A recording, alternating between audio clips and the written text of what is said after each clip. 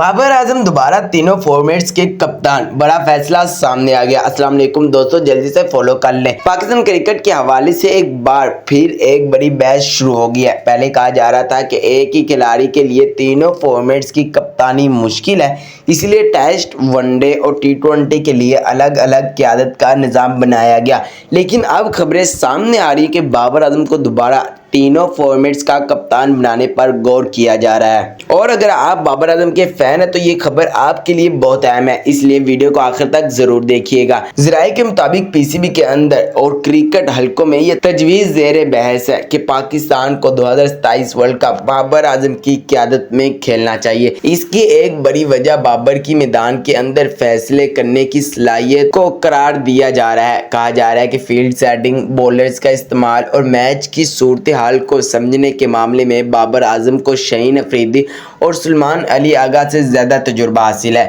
دوسری طرف شاہین شاہ افریدی کو بھی ایک موقع دیے جانے کی بات ہو رہی ہے۔